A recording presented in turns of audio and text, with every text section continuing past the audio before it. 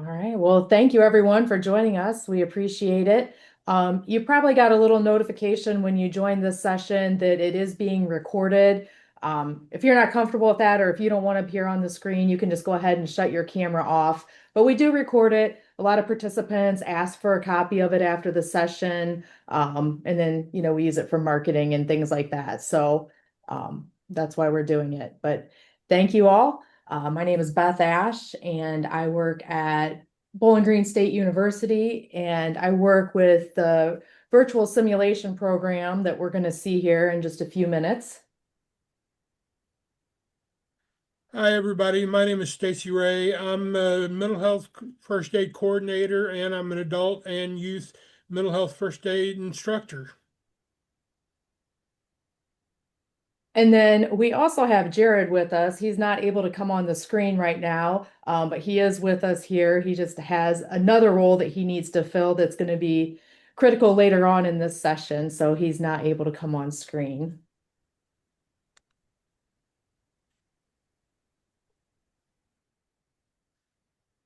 So today we are going to be putting into practice the skills you learned when you took your mental health first aid training.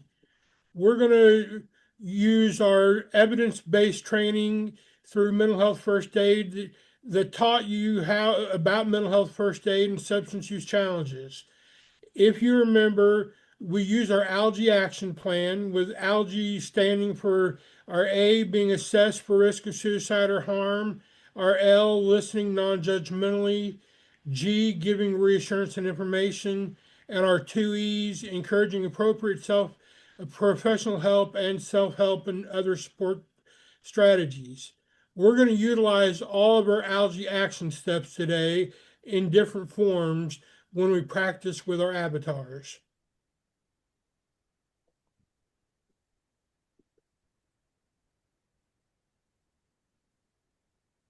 So some questions have come up from our previous sessions that we'll throw out there about how do you gain confidence in these conversations? And the easiest answer is simply practice, which is what today is all about, is giving folks the opportunity to practice with these avatars, working through their ALGAE action steps. We have everyday conversations with folks. And today we're going to put you in situations where you encounter somebody that might be dealing with a mental health challenge, and we give you the opportunity to put your skills into practice. We're going to show you where you can find more resources to help people, specifically the resources app that we created and first told you about during your mental health first aid training. And then if you have other questions, we'll be glad to answer those as the day progresses. Beth? Yeah, so the next thing we're going to get into is what we've kind of alluded to, that we're going to be working through some scenarios that use avatars who are experiencing a mental health crisis and having some challenges. And so we'll give some volunteers opportunities to talk to those avatars, see what's going on, and then apply ALGAE. Before we do that, though, I was going to bring on our host avatar. So I know we have some people who've been in previous sessions, but we also have some new people. So we want to bring on our host avatar so everyone can kind of see how this works and how the interaction goes. So I'm going to stop sharing my screen. Carter, are you available? Hello. Can you all hear me okay? Yes, thank you. Great. So I am Carter. I am the host avatar for today. And so I'm just going to go over a few guidelines to let everyone know how the simulations work. I can answer any questions, and then I'll hand it back over to Beth. So the first thing you need to know about simulations is just that to start one, all you have to do is say start or begin simulation. So if you are one of the interactors today, that is how you start the interaction. If at any point you feel overwhelmed, confused, or whatever, you can pause the simulation at any point by saying pause simulation. The avatar will leave the screen. You can take a second to collect your thoughts, ask questions, whatever you need to do. And then when you feel ready again, just say resume simulation. The avatar will reappear and you can pick back up where you left off. You don't need to start over. Then when you're finished with the interaction, just be sure to say end or stop simulation, as this is the avatar's cue to leave the screen so you can begin your debrief. Does that all make sense? Yeah, thank you. That sounds great. Great. Well, that's all I have for you. So, Beth, if there's nothing else, I'll hand it back off to you. All right, thank you very much. All right. So here's our first scenario. Stacy, you want to talk about this one? Yeah, so our first scenario, we get to meet Alexis, and we're meeting her at a coffee shop. Over the past year, Alexis has been diagnosed with multiple sclerosis, MS, and her symptoms have worsened, leading to increased fatigue and difficulty with mobility. As you talk, you notice that she seems more withdrawn than usual. She makes comments about feeling like a burden and struggling to keep up with her responsibilities. You begin to feel concerned about her mental health. So, again, our desired outcomes are to practice our algae techniques. We want to assess for risk of depression and potential self harm. We want to listen to Alexis's concerns without judgment and practice her empathy. And we want to encourage Alexis to seek professional help and utilize support systems. So, we want to really practice our algae action plan. Who would like to volunteer to engage Alexis?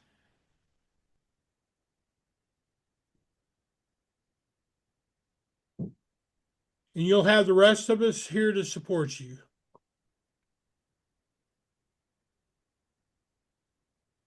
Yeah, and just going back to those instructions that Carter shared, we do have that pause feature. So you can start your interaction, and then if you want to pause, then the group can kind of talk about how to proceed with the interaction. So you're not in this by yourself.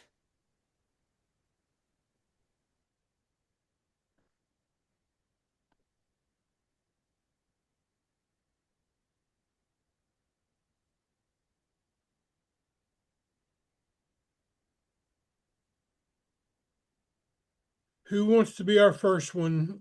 We have three I'll different go. ones. Is that Gina? This is Gina. Yeah, sorry, I'm not on camera yet. No, no problem, Gina. Thank you for volunteering. Sure. All right, Alexis. Let me just see. Okay, so we can start simulation. Yep. Hello. Hi, Alexis. How are you? Hi. How are you? I'm good. I'm good. I like your hair. How you, Thank you. how you doing today?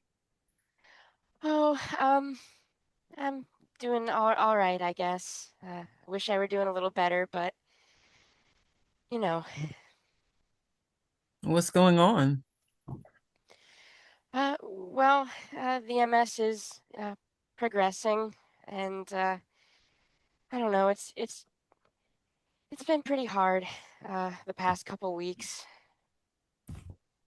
It's been pretty hard, I'm sure. I'm sorry. I'm sorry that's going on right now. And I can only imagine what it's like, to have to manage all of this every day. Yeah, thanks. I appreciate it. You know, the worst part is it's just I don't know. I feel like I'm just sad all the time now. I feel like I'm losing so much of myself. Are you talking to anybody about it? Are you in counseling? Oh, no, no. I can manage it. I don't want to be a burden on anyone. Well, I know it wouldn't be a burden. And I'm sure that there are also groups of people, everybody, there's so many people that have to live with MS. And you could even possibly find a group that you would be talking to. So it wouldn't be like you unburdening on anybody. It would be you in a group of people all living with the same thing, and you can kind of support each other. Do you think that might Yeah. be something you'd be interested in? I don't know. I don't really like talking about it all that much. I don't know why.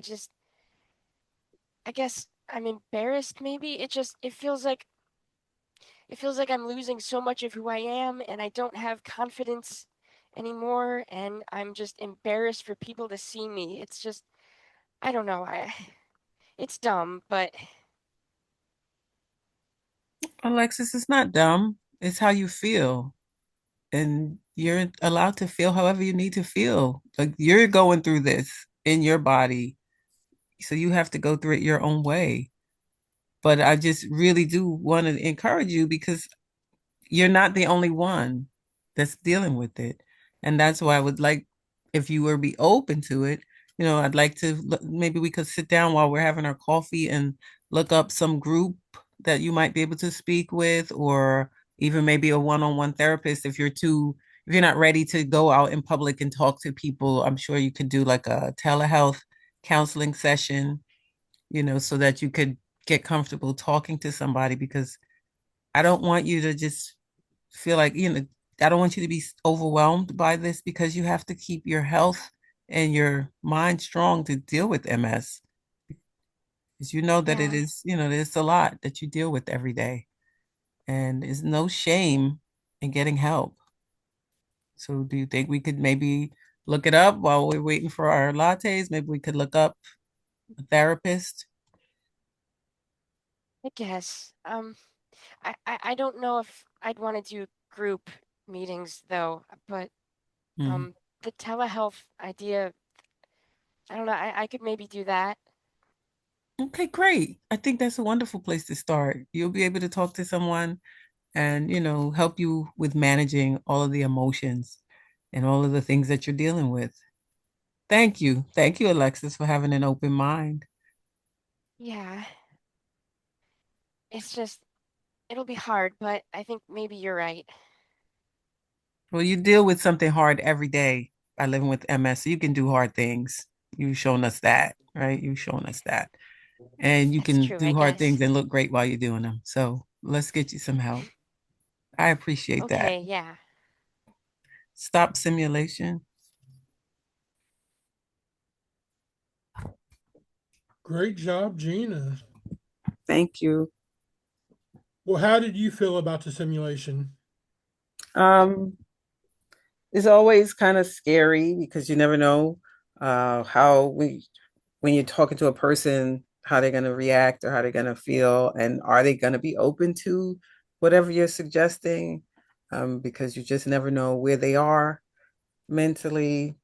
And so it was kind of tough also because she's dealing with a debilitating disease, a debilitating condition that, in my experience, just kind of gets worse and worse as things progress. So it's just like so much at stake with this Yeah. situation.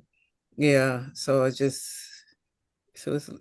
a scary thing to deal with, but it happens. It happens.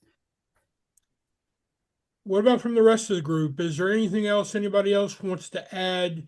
Other things we could have added to the conversation? This is Dawn. I'm thinking about, as her stuff is progressing, maybe she's having a hard time doing stuff, maybe around the house or different things. And depending on what her insurance is, if she qualifies for any type of waiver or some type of aid. The other thing that um, there might be groups on Facebook or some other social media platforms for people that deal with this kind of stuff. So it's not like a in-person thing. And then I put in there, I didn't know about these people until I didn't know about these people till, well, this service till recently, but Brave Health, they do telehealth stuff for mental health related things. So, that might be something to look, and they do accept insurance plans from what I'm hearing. So, yeah. Oh, thanks, Sean. Well, those are great Welcome. resources. Thank you. I didn't even Oh, think about social media or, yeah, anything like that. Thank you. welcome. Another thing, if I could add, as I think that might be a good idea, is they also have, if she would be if she could, service dogs. They have service dogs specially trained for MS, and also it might give her a little bit of companionship as well. You know what I mean? To kind of feel like she's not alone in it. She has, her animal. But that's just an option or just an idea. I didn't know they had service dogs trained for MS. That's different. Yeah, I just Googled it just to make sure. I thought they did, but I had to had to definitely check. I that. Well, see, that's a great thing about today. You get to learn something new. Thanks, y'all. I appreciate that. Anybody else?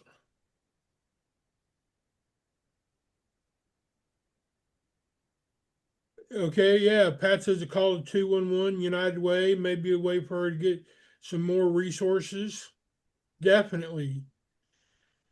Because she's dealing with MS, she's going to be dealing with both physical health issues and mental health issues, both equally. Well, let's go ahead and move on to our second scenario.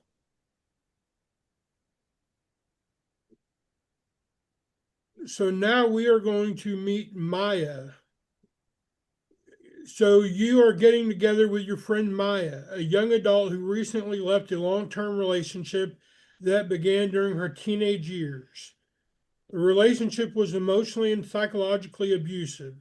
Since leaving, she has been struggling to adjust to life on her own and expresses uncertainty about her identity outside the relationship. So again, our desired outcome is to practice our allergy action plan in a high-risk situation like Maya's, and we want to assess for risk of suicide. We're going to listen without judgment and validate her experience and encourage professional and support resources. So, who would like to volunteer to engage Maya in conversation?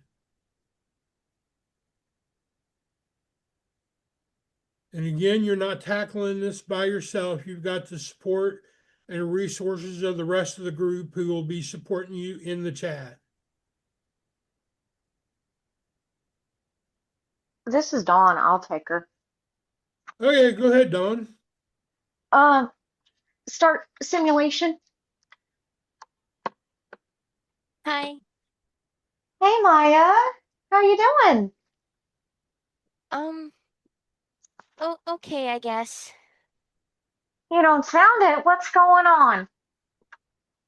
I don't know. I guess I've just been a little depressed lately. I'm having a really hard time finding a job. Oh, yeah, the job market is a little tight right now, and things are changing, and technology and other things, but I'm sure you'll find something. Is there Yeah, is well, there what type of it's work you've not been that, looking for? no, Go ahead. it's, well, when I left my ex, well, before I left my ex, I left school for him because he didn't want me to be there, and now Ah, I'm just having a really hard time because everyone wants a college degree, and the places that don't need one, they're not really paying all that much, and I'm having a hard time. But have yeah, you thought about looking into going to trade schools or apprenticeships or something like that? Have you thought about doing that and seeing if you could maybe get into one of those, like computer yeah, science or something like that? There's there are classes, community college stuff that you can do, and those types of jobs, they're in really high demand, especially with the AI yeah. craze But lately. I I know. I had to I had to move in with my friend, and she lives about an hour away, and the nearest trade school is not that close, so it's kind of tough. But Have yeah, you called them and asked about doing some online programs? I know I'm sure before COVID, obviously this wasn't such a big thing, but now I think since COVID, a lot of stuff has opened up to be online or at least hybrid so that you could get at least an education, or maybe there's some online colleges or things that you can take that are specific online schools. Yeah, I guess I could do that. I kind of forgot that it's been tough because, well, I don't know. I thought maybe my ex found where I was, and so I've been a little distracted lately. But yeah, I could do that. Have you are you are you safe right now? Are you safe? Does he know where you are? Um, I don't I don't think so. Uh, I Have you looked? I Go don't think ahead. he does. It's just I've been, like I said, just kind of really worried about it and a little depressed lately.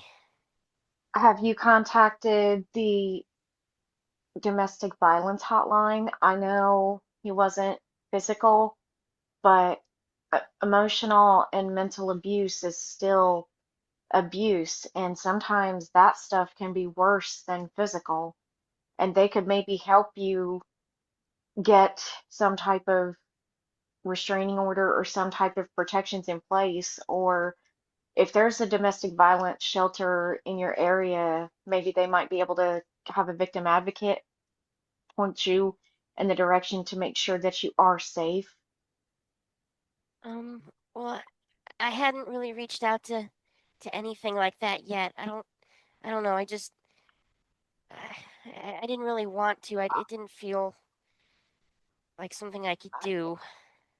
I think it's best to do that because if you're not safe, you're not going to be able to focus on your career, yourself. You're going to be worried about your safety, and you're going to be trying to do that, and maybe they could also give you some resources to help you get out. Well, they can help you get process the trauma and adjust to life outside of that, because that can be very hard for people.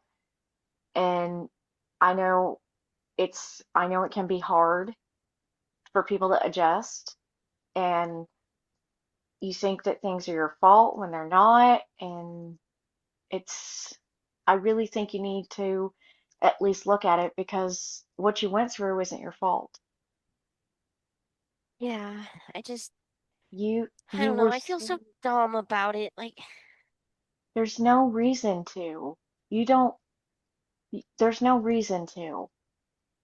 A lot of times these types of things don't come out until later, or sometimes, as they say, love is blind.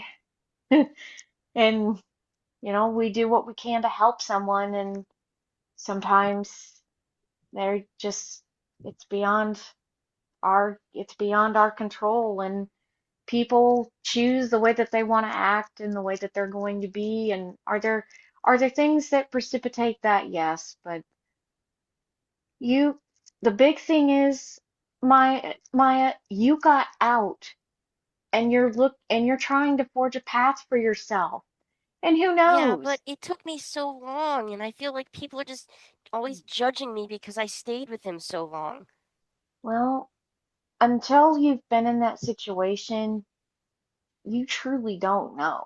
And I'm saying that for other people, and unless they've been in that situation, and I'm sure it's difficult, and I'm I'm sure it's hard for you. But the other thing too, maybe if even if you don't want to go to an apprenticeship, maybe there's degrees and things that you could get to possibly become an advocate, so that you can help people in your situation that are in your situation. And honey, your lived experience is very valuable in this.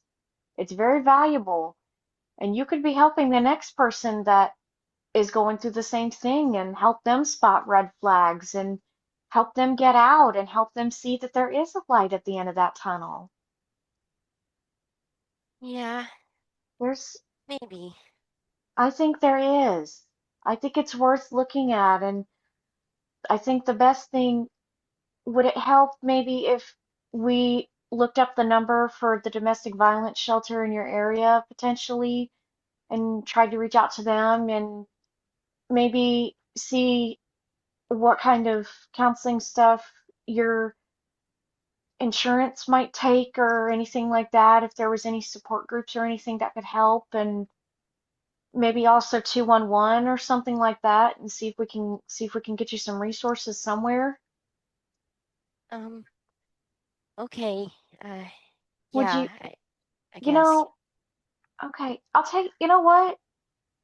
What if we, what if we were to talk? If there, would you feel comfortable giving me your phone number or something so that maybe we could sit and we could talk and, in case you're having a problem, and maybe we could, that way you have somebody that you can talk to, because I think that's part of it too, isn't it? You don't really have a lot of Yeah. people to talk to about this stuff. Okay, yeah. Hey, That would be nice. are you, do you feel like you might hurt yourself? Um, what do you mean? Like suicide? Yeah. No, Or, I don't think so. I don't know. Um, no, I don't think, okay, I don't think I would okay, do that. No. okay. But the other thing too, maybe we could look up your county's Department of Job and Family Services. I know they are not the best agency in the world and they are full of bureaucratic red tape, believe me, I know from personal experience, but maybe if they have some things for workforce development and they can maybe point you in some directions too, and maybe could get you on food stamps and stuff like that so that you can at least pay for food, and you can have some financial assistance while you're going through that. Okay. It would be nice Hey, to have some help with that stuff. well, maybe see if we can get you on that. And and do you have kids, Alexis? Or Maya? I'm sorry. N no, no. Okay. Okay. Okay. Well, like I said, we can at least get you on Snap, and we can see what we can do about it, and see if we can get you some some cash from the workforce assistance thing. I can't remember what it's called right now. It's eluding me, but it's through the county JFS system, and I can help you navigate it.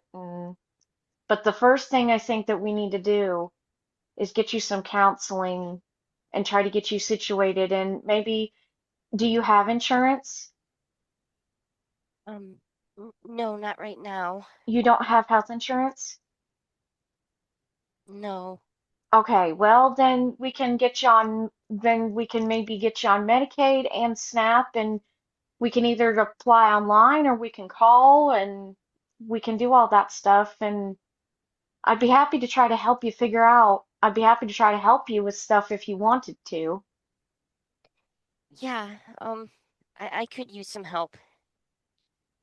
Hey, that's okay. We'll break this down into small steps. What do you think you can do?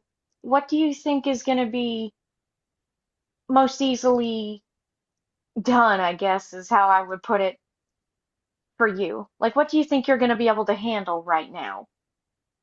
Um, I guess we could just start by researching all of the resources you mentioned about mental health. Okay, well, I am going to tell you some things. I am going to tell you some things may be a little bit easier to look at once you do have Medicaid, because they'll be able to pay for some stuff, but we can at least look around and see if there's anything. And maybe also maybe the domestic violence shelter might be able to give you some resources, and they might be able to offer some free stuff as well. We won't know till we try, but we can look at that. And maybe they can also help you apply for food stamps and things, and we can figure all that out too. So we might be able to get Okay, you a bridge connected to some resources down the line. But okay. don't think you can't call me or anything. You can, because I'm here. I'm just trying to get you Thank connected you. with some resources so that way you can see you can that way you can have a path out of this. tunnel. Thanks. Do you do you feel comfortable with having do you feel comfortable with Um, what you do you feel comfortable, or is there any path that you want to start first? um, I, I guess, I don't know. What would you suggest starting first? This is your choice. This is your choice on what we do first. This is your choice. Okay. But Then maybe we probably can the come up. mental health services, Okay, or maybe the things that okay, you already said. okay. How about this? How about you go home and you take a few days and you think about things and you write some stuff down, do whatever it is you need to do, and then we can reconnect, and then you can sit, and then we can sit down and we can go through this and we can kind of figure out what the next steps are because I know this can be overwhelming for you and this is overwhelming for anybody, but I know I gave you a lot of information, but I want you to be able to have agency and choice in your life and what happens from here. And I want to give you time to process. Okay. So take as much time as you need.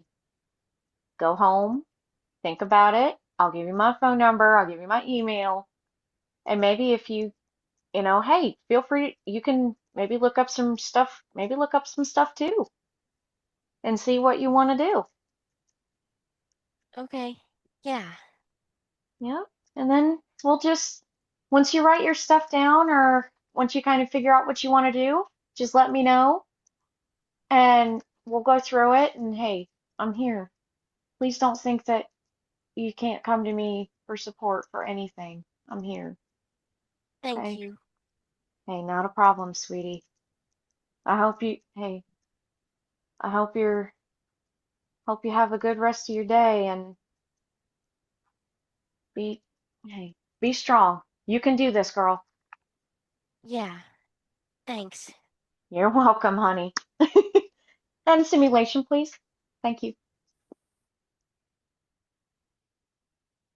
Okay, Don, how do you think it went? Probably not. I don't know. I mean, it probably went okay, but I feel like I could have done better. But maybe that's just my inner critic talking to me too. Where do you think you didn't do as well as you liked? Uh, I think I gave information and I tried to give her some choices, and I think it, I probably overwhelmed her, but I also kind of, when she said mental health stuff, I'm thinking, when I'm thinking about it and she's sitting here and she's telling me she's got no insurance, well, it might be a little tough to find things. So, because of the insurance stuff, because if she doesn't have that, and it's like some of the thing, like I guess some things you have to have certain building blocks in place before you can do that. And it's not as simple as one, two, three, unfortunately, Sure. with these systems. So just trying to do all of that, but I don't know. I think maybe part of it too, Stacey, I'm just going to be honest. I think part of it is my inner critic maybe talking to me and being a little loud today because of things going on. So who knows? We definitely all tend to have those. Yeah. What about insights from the rest of the group? How do y'all think Don did?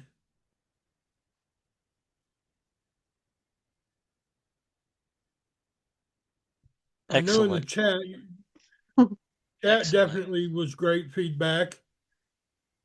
You listen, Dawn, you did a great job. You listened to her.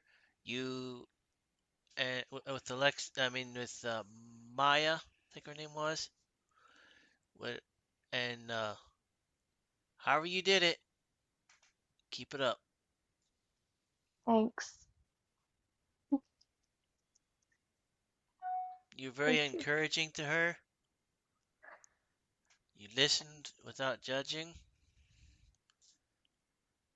You let her speak her mind. So, anyone else? Oh, I would like to thank Dawn for certainly volunteering. I think that's very courageous. I appreciate you being supportive of her. Um, but I think, as some people have noted in the comment section, sometimes when we have too many choices, that can be overwhelming. And then you don't do anything because you don't know what to do. It's just too many. And although, so you were trying to give her a variety of things, which is excellent, and all, but I think with too many things, I think she would be stagnant, and she might probably just not do anything. But I did appreciate your listening and trying to give her a variety of options. I thought that was a positive thing. thank Thanks, you. Joyce. Pam? I think I could hear that you were nervous. And when we get nervous, especially in front of our peers, we talk a lot. And while I think you did a great job, I think you probably should have let her talk more than you talked. And so more listening. Still, all the things that you offered her were great, but I think we would have got more insight if we would ourselves be more quiet and just let them talk through their nervousness. Now, since Yeah. this is a simulation and we're practicing, it makes us nervous. So we talk more. Yes. That's just a fact of life. Okay. But I think we get more from the person we're concerned about if we're quiet more and just let them talk and bring things up and then help them get through that. Yeah, definitely. Thanks, Pam. Anyone else? I liked how you offered to walk with her through a lot of this. So you were giving her options. And of course, with her being a friend, that's easier to do. But I did like how you said, I'll go with you. I'll help you. We can go here. We can check this out. So good job. Thank you. Thanks, Michelle. Mhm. There's definitely a lot to this scenario. Maya had a lot going on, so there was a lot to cover in the course of her situation. And y'all make sure to keep track of the chat. There's a lot of great resources getting thrown around in the chat, so make sure you're reading those. And we'll make sure that some of the ones that are being tossed in there, I can already tell that we're going to need to add those to the resource app as well. So Mhm. thank you for those. Can I add one more thing? Yeah, I think one thing that you did really great, assess for risk of suicide or harm. It was closer to the end when you were asking if, she was thinking about suicide or another kind of harm. I think that was really important, especially when someone has been a victim of abuse. And her language kind of geared us toward thinking there could possibly be, you know, not just her thinking about suicide, but her risk of being hurt or stalked or, any kind of harm. And I thought that was really good. Thanks, because I didn't want to come out. I don't like to come out and ask, like, if somebody tells me I've been feeling depressed, like, I don't want to ask, are you at risk of hurting yourself right away? Because, like, I want to try to read people and see where they're at and see what they tell me. And because sometimes people say things without saying them, I know I do. And if somebody brings up the, I really do not want to say the S word, but, so I'm going to say it for this context. If somebody brings that up, that makes me want to shut down. So I really try to be cognizant, and I wish people would do that more because coming right out and asking sometimes it may not always help the situation, but well, waiting it out.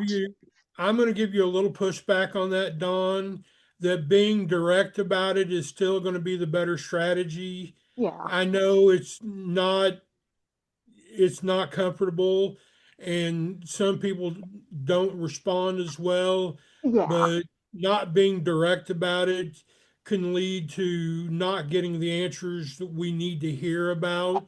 And I agree. And And I so agree. I just think I don't do it I right like off. how I like Dawn how you approached it with her. Yeah, You that's know, what I was saying. I'm not going to ask you right off. If you well, tell me I'm depressed, I'm not going to ask you right off, are you thinking about hurting yourself or suicide? I'm going to ask you, I'll let you talk and I'll kind of read the room and then I'll see what's going on and then I'll ask because then that builds rapport with them too. And that lets them kind of, because you're still being direct, but I don't know how to say it, but you guys kind of know what I'm trying to say here, hopefully. We teach people if you hear the language, if you see the signs and symptoms, and Yeah. if you're in the conversation and you're not seeing hearing the language or seeing the signs and symptoms right away, you wouldn't ask right away. But if you in the conversation you hear that, then you would Yeah. ask. There is right. actually, I'm part of the Butler County Suicide Prevention Coalition, and we receive training and we provide training. It's called QPR, which is, if you know what CPR is, QPR is the CPR of suicide. So if, like Pam was saying, you see a sign, then it's very important to come out and ask, because just by asking will prevent them from committing suicide. Um, I was very impressed with the avatar, because when you asked, you could tell the avatar was thinking about it and like, oh, I never considered that. But that's how sometimes when you ask a person, then they touch base with that feeling and that idea, and that's what helps them. But there is specialized training for that I'm type a of suicide prevention. I'm a Yeah. QPR instructor as well, so I Hmm. know what you're talking about. And you're right, it does have that person think through the process, and that's why we always want to ask the question. It may not be the first thing you do until you build the rapport, until you get the information, and they do talk about how they're feeling. If they show no signs and they don't bring it up, if you have no reason to ask the question, you may not ask the question. But as a whole, if we have anything that puts our radar up, then we definitely want to ask the question. We don't want to leave that up in the air. Absolutely. Yeah, And I'm a yeah, little biased. I think mental health first aid is a better suicide training than QPR is, but QPR is a great training. And it's short. It's only about a 60 to couple 90-minute hours. training. Yeah. Yeah. And hey, Tracy, I'm scared every time I ask too. Yeah. Every time. Yeah. So But anybody have but anything I else ask anyway. to add before we move on to our third scenario? That's great to know that Butler Yeah, County has that. that's Okay, awesome. Beth, I think we're ready to go to our third scenario. Okay, scenario 3. You're visiting Gordon, an older adult who has recently begun experiencing memory difficulties. He's not received a formal diagnosis, but expressed frustration about increasing forgetfulness. During your conversation, he becomes irritated when he struggles to recall information and appears defensive when the topic is brought up. He also expresses concern about losing his independence. So again, we want to practice our algae technique. We want to recognize his emotional distress related to his cognitive changes, how he's losing potentially his memory. We want to listen with our empathy and avoid correcting or dismissing what he's going through. And we want to encourage seeking medical and social support. So, who would like to engage Gordon this time around?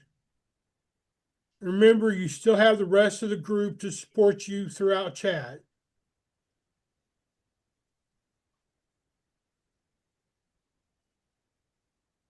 And this will be our last scenario of the day.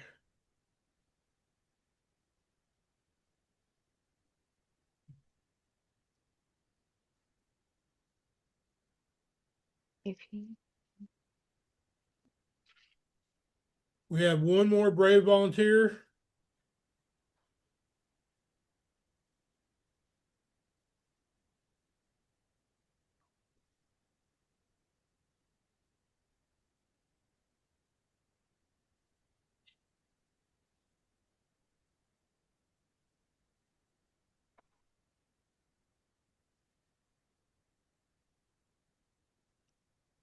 Always gets a little bit quieter at this point.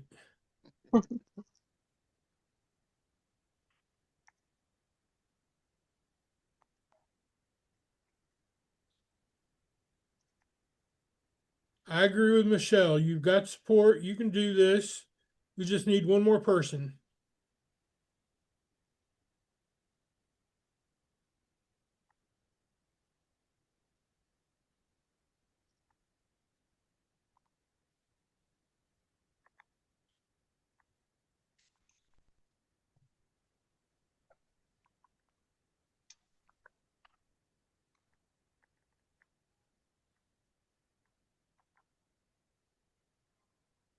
Who would like to help Gordon out?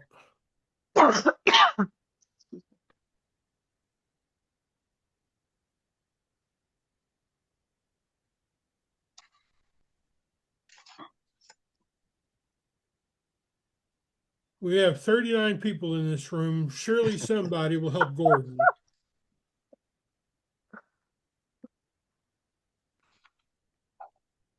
I think everybody's afraid. I think everybody's afraid because of losing that because we're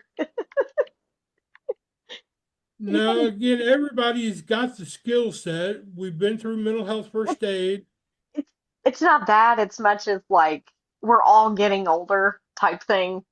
You know what I mean now, like, we're all getting older and that type of Dr. scenario. Lisa is stepping up. Yay! Thank you. All Thank right, you, y'all Dr. got y'all. Lisa. All right, y'all got me, right? We got your back. All right. You remember how to start it off? No, give me a Let's refresher. say start simulation, then you can Okay. pause simulation or end simulation. Gotcha. So start simulation. Hello. Hello, how are you today? Oh, I'm doing all right, I guess. Doing all right. Are there something going on where you're not doing all right that you want to talk to me about? Uh, I don't know. I've been forgetting things a little easier lately, and my kids are getting kind of worried. I'm a little worried, but yeah, they just took my keys away from me, so that's great. That's where I am in life. I see. Have you seen a doctor yet in regards to the memory loss? No, I don't want to see the doctor. Okay. Is there anyone else other than your children that you've talked to about this? No, I'm fine. I'm just, I'm a little forgetful. It's no big deal. Okay. Can you describe to me some of the things that you have forgotten? So tell me a story about something that you forgot. I don't know. Well, they took my keys because a couple times now I've been out driving and, I spaced out and forgot where I was going and why, but that happens to everyone. They're overreacting. I don't. I don't think it's a big deal. Since they've taken your keys, how are you getting around transportation wise? Well, I don't really. My kids have to take me everywhere, so, you know, I'm a burden to them now, so that's great. You know what? I think they probably enjoy spending some more time with you. Do you think? I think they probably do. I don't know about that. Maybe. Maybe. You know, there are also some other ways that you could be a little bit more independent of them within the community that I live in. There are different types of other mobile aspects of transportation, um, buses, as well as cabs or Ubers or Lyfts, are Yeah. certainly, some great ways to be independent from them. And I feel like being a daughter, being a woman who my mother suffered from some of the same things that you're talking about. She was always glad to be, riding along, with others, instead of, you know, thinking that she was inconveniencing me. So she enjoyed getting a chance to do that. Have you, in your community, are you able to access any of those additional ways of transportation? Uh, There's some, but not much. And I don't know, I guess I am a little worried I'll forget where I'm going and get stuck on the bus. There, I'm there's some just, great. Oh, go ahead. I'm sorry. Please I continue. don't know. I don't like talking about this. God, I hate feeling this way. I feel like, I don't know, I should just, I don't want to be a burden to my kids. I don't want to lose my independence. I just wish I wouldn't wake up some days.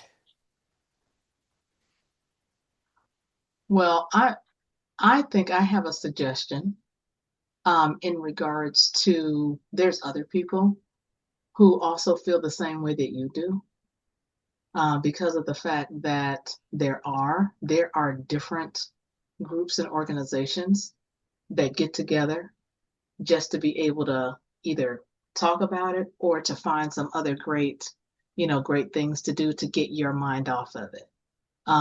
As a daughter of someone, who my mother, expressed some of the same things to me that you are. And I worked really hard to try to make sure that she was still independent. And once she started being around, other people and having conversations, wow, she felt a whole lot better. I wanted her to be independent, and still have that, the way that, she wanted to go on places she wanted to do. And I found out that she enjoyed her new friends and certainly the new community of individuals she was around. And I bet that there's a place right there in your community where you can do that as well. Would it be okay for me to do some investigation for you and find out what some of those places are? Yeah, Okay, that might be nice. okay. One of the great places that typically all communities have is a place called Council on Aging, that has certainly a lot of great resources. Is there one child in particular that you think would really want to go with you and kind of sit down and, walk through that pathway? Yeah, I think my daughter could do that with me. She, she takes me most places. Okay. Well, tell me about your daughter. What's her name? Her name's Angela. Oh, great, great. How old is Angela? She's 37. Nice. Does Angela have children as well? She does. Yeah, Oh, nice. yeah. She's got 3 kids, and Yeah.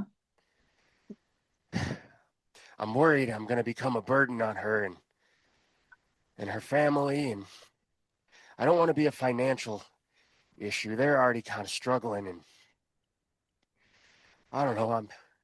I'm worried if this thing gets worse. I don't know what to do. I don't know. Well, I I would think they'd be say, better off go ahead. without me. No, we're not gonna go there. No, they wouldn't, because I need the name. Do me a favor. Tell me the name of your grandchildren. Well, there's Margot and Braden and and Tim. Great, great. So how old are they? Oh well, Margot's 7, Mhm. and Tim he just turned 10, and Braden he's 2. He's the youngest. Oh, great, great.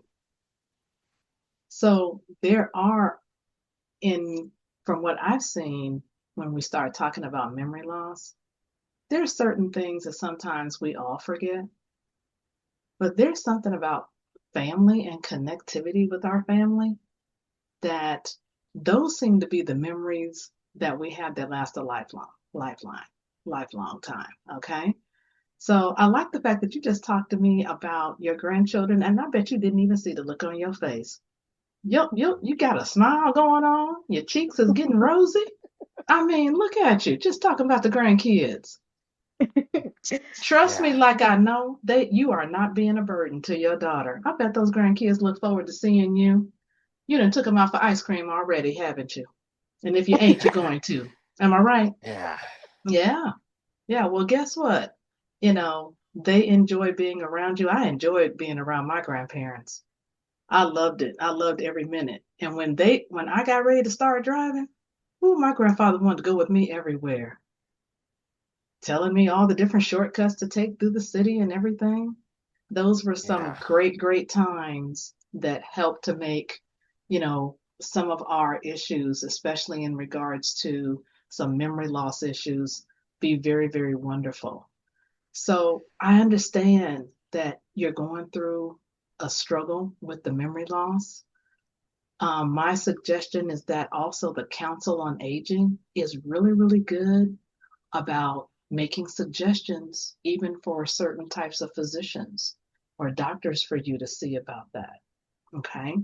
I yeah. think your children are just being cautious because they want you to be in their lives for as long as you possibly can. So I think the Council of Aging would be good. And with your permission, I'd love to be able to look that up and be able to even maybe talk with you and your daughter about some alternatives in actually going there, and some things that will help you to feel more independent. Okay. Okay. How Yeah, does how yeah, does that sound to you? Does that sound okay? That sounds like yeah. I something. Are guess. you willing to take that ride with me? Now you're gonna need a ride. Do you trust me to drive? I got a license and everything. I can come get you. How's Yeah. that? Okay. Okay. All right. So is there anything else that you wanted to share with me today about, feeling like a little bit down or uncomfortable? Because the rosy coming back in your cheeks. No, don't give me the frown. Come on, give me that look. Yeah. Yeah, where I can see all them. Yeah. Yeah, I could tell you feeling better. Look at you. Yeah, I, yeah. Thank you. So now I'm going to make sure that you have all my information. Okay. I'm going to leave it in the mailbox at your house. Okay. My name All is right. Lisa. Okay.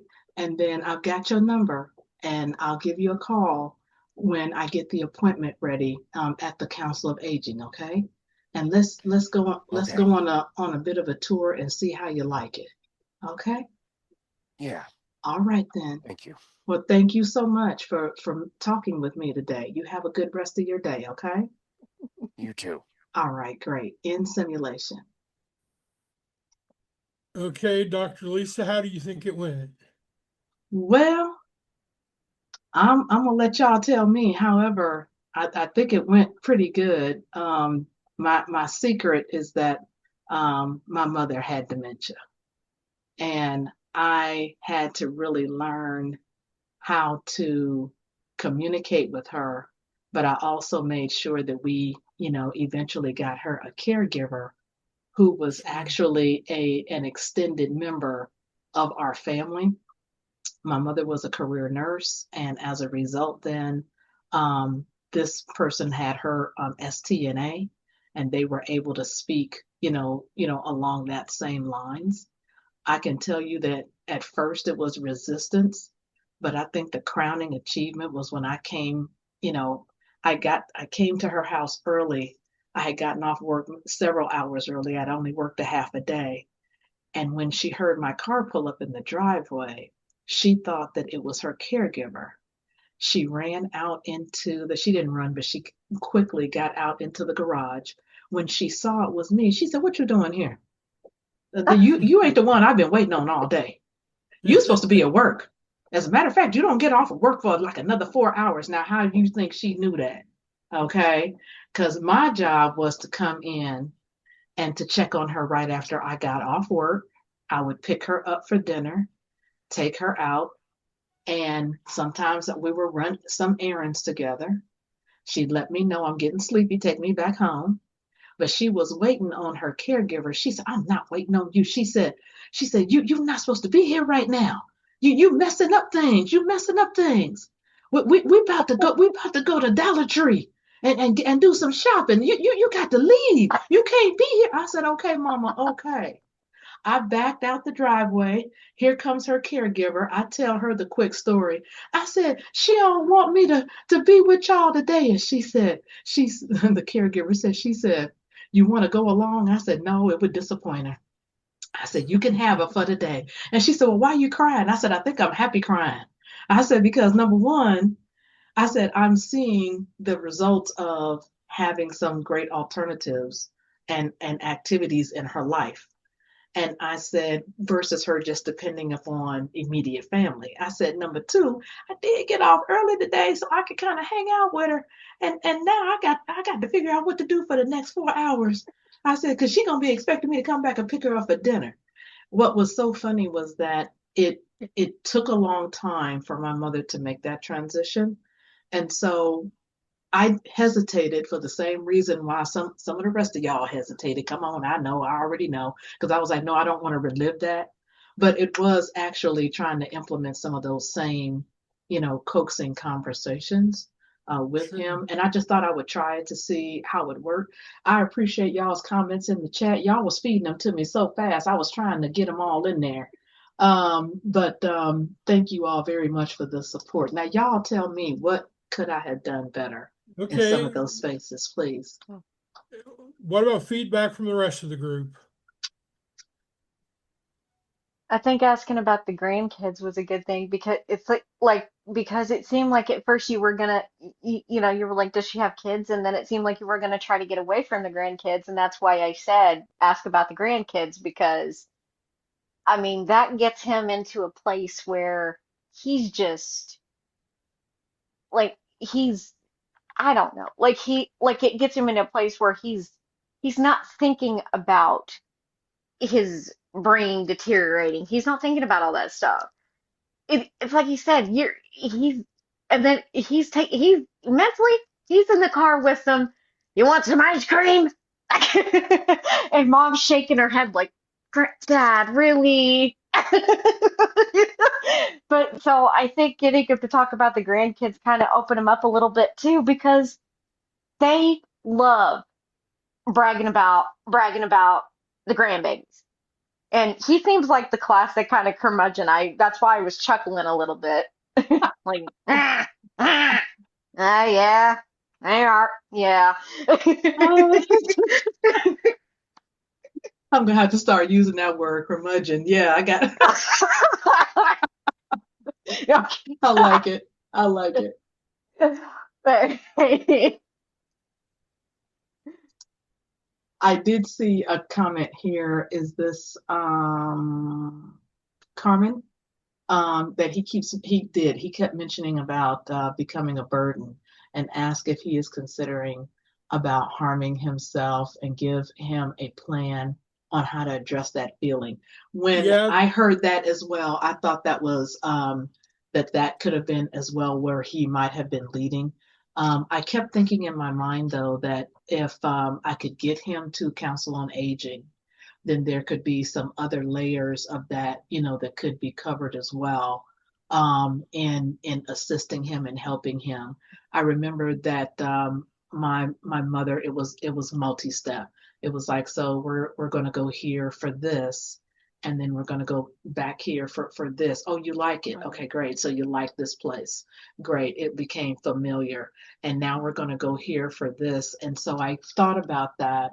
And I was thinking that, that one place and getting him to agree to go there could then also tailspin into, you know, um, getting him some help and assistance if he was thinking about harming himself. And I think he did give off enough cues that yeah, he didn't want to be a burden. He kind of kept saying that.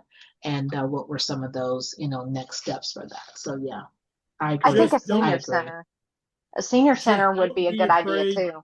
Oh yeah, nice. Just don't be afraid to ask the question, because he Gotcha. also said he thought it'd be better if he didn't wake up.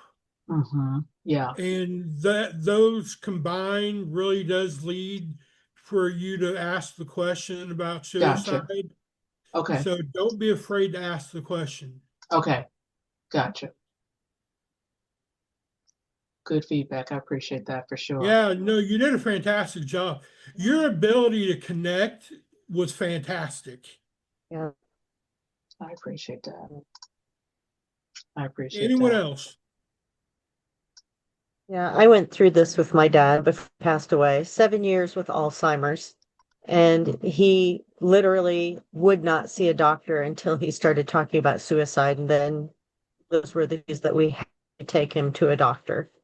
And he was forced to get help at that time, but they had special psychologists and psychiatrists just for people who had Alzheimer's. Were fantastic. But it also through those programs, he got into support groups and different systems with other people who also had dementia and Alzheimer's, and he created friend groups that he never thought he'd ever had, because he only wanted to be around my mom, because he had been around her 60 years, just relied on her for his friendship. And so it was really good for him. But he went through 2 different suicidal periods, and he did not like losing his independence. And at one point, it got to the point where we could not lift him up off the ground without him flailing and screaming. And at one point, he had to live in a nursing home, and that was the worst thing that could have possibly happened. And now we're going through, he passed away a year and a half ago, Christmas Eve. And now we're going through the same thing with my mom, but she's a little tiny thing, and I'm 100 pounds, I could lift her up. So she's a little thing, and we won't have to go through, the same thing we did with our dad. But she's doing much better. She's 80. She has Alzheimer's, but she still goes to work every day. Wow, nice. Muscle memory. She Yeah. doesn't drive out of town, but she still drives a car so Sure. far. But the way that you talk with, what's his name, Gordon, Yeah. Yes. was perfect. And it just reminds me of going to the nursing home every day and talking to not just dad, but all the other people in the memory ward. They were Right. just, the people there were just amazing. And it's so difficult to do, but once you get practice, like you were talking to him, I mean, it's just incredible. Thank you so much for modeling that. It was beautiful. Thank you. I'm glad Thank you you. volunteered. I enjoyed listening to that, and I just loved your approach and kind of, sometimes you were light when you needed to be light, and, made him feel comfortable talking to you. So thanks for volunteering. You're welcome. Thank So y'all for having my back. I appreciate it. full transparency, I didn't volunteer because I knew I'd cry. Yeah, I was scared of that too. See, the I was teacher scared in of me that too. comes out. I got taught in education, you can wait out students long enough, they'll eventually volunteer. So the teacher in me usually comes out about then. Y'all will see a QR code for the evaluation, and if you would, please fill that out. And the next session, we'll do this again on August 5th. We really appreciate you guys joining us. Hopefully you get as much out of this as we do.